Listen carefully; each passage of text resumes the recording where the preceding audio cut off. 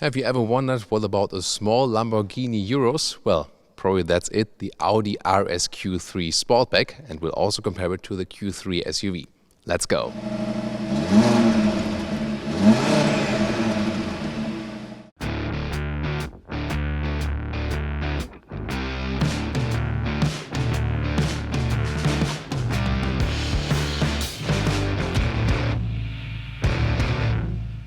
A base Audi Q3 already looks quite sporty with a huge front grille, and the RSQ3 adds this shiny black element right there. Then we have this former Quattro citations right there and a stronger lower bumper and bigger air intakes. This one here is now the Sportback, but again in the front it's somewhat the same. But for both the Q3 SUV and the Sportback, you can get a shadow pack or this black package where you have the front Audi rings also in black and then more black accentuations all over the vehicle, for example also here in the lower bumper. 4.48 meters, 14'7" or 176 inches is the length of the Q3 SUV.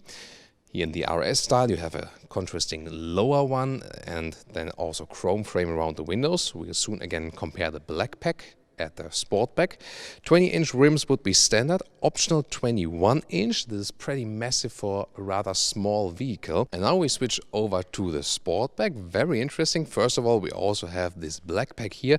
See the black frames around the windows, then also black alloys in 21-inch here too. This one is also optionally equipped with the carbon ceramic brake. However, in this segment only at the front and not at the rear. Here then the most important thing about the Sportback is the roofline, 2.9 centimeters, so about 3 centimeters lower right here, so you will lose some trunk height, but then you have this sportier coupe shape, and also those shoulders look a little bit stronger in this case then. So what's your pick? The rear is a typical head shape, this one here the Q3 SUV. Then you have this nice LED signature also for the rear, and in the normal package also a bright contrast in the lower end with a swinging line. The Q3, the RSQ3 also gets this sports exhaust, performance exhaust, and well, there are real exhaust on the inside here. They are split 4 actually, and then there's this outer egg beauty tip here then again in a chrome scheme. The window is very flat here in the Sportback. This creates a sportier look. And since this one also has the black pack, again also available for the Q3 SUV, but here the Audi rings in black, RSQ3 logo, black accentuations here in the lower bumper in front of the diffuser. So this adds some more aggressiveness even further. And then this one here is also equipped with the performance exhaust. It fits very well because that one also has a black ring then around this beauty tip.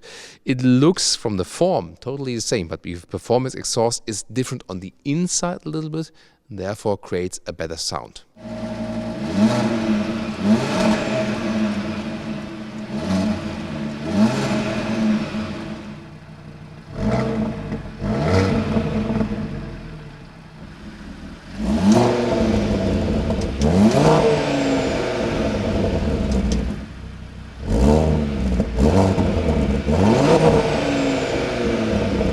Engine is both the same for the RSQ3 and the RSQ3 Sportback. Very nice engine cover here, by the way, for this 5-cylinder engine. Very special one.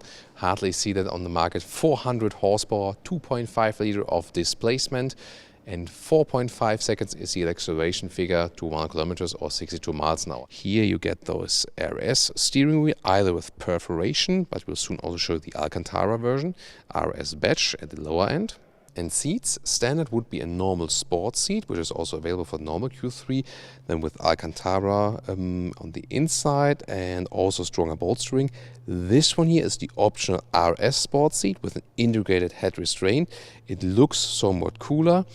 This one is only available full animal spec and also with this quilted structure, and the surface is harder, more animals are being harmed, and it's also less comfortable for everyday driving life. Again, it looks cooler, looks sportier, but if you want better comfort, stay with the base sports seats. I mean, you sit a little bit lower since either normal sports suspension, a fixed one, which is lower and stiffer, or an adaptive sports suspension, which also has the RS setup.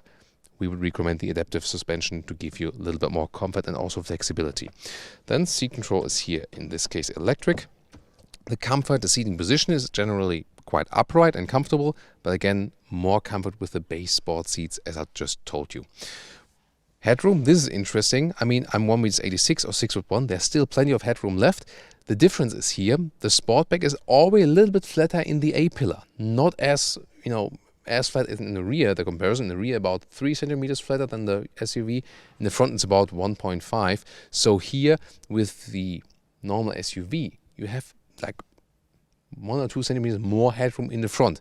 But it's not that critical. So also as a tall person, no problem here, even in the Sportback. Interior overview. The whole screen is leaned to about 10 degrees towards you, towards the driver.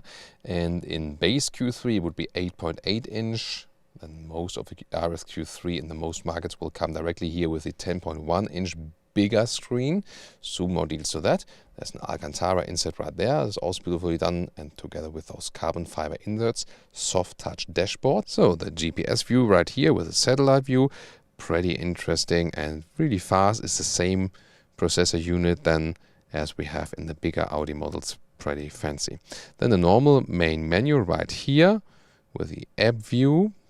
Phone apps, they can activate the Apple CarPlay or Android Auto with cable, or now starting August 2019 wireless CarPlay. You're very flexible with this virtual cockpit. You can even have the GPS map here all over the place. That's pretty amazing. And you can also switch to other views in here. So when I am driving, the driver's seat is set to my position, especially with those very voluminous sport seats.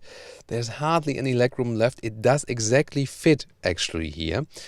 Again, 1m86 or 6'1", and above my head I can still put my hand over it if I'm relaxed with my spine. As soon as I put up my spine, then I hit the head here at the ceiling. So this is a difference. Then the Sportback has less headroom. I'll soon show you that also again in the direct comparison to the Q3 SUV. It's still somewhat okay for 4 tall adults, yes. And now the trunk of the Sportback, and the funny thing is, it's 530 liters, the same liter figure as for the Q3 SUV, and the reason is that the trunk capacity is measured below this cover here, and so the lost height in the top part does not take, it's not taken into account as for that. And a short look to the Q3 SUV interior. It's not specific to that one, but this one here with the red accentuations on the seats. And even cooler, and this spec, you can get it both for the SUV and the Sportback, is the steering wheel.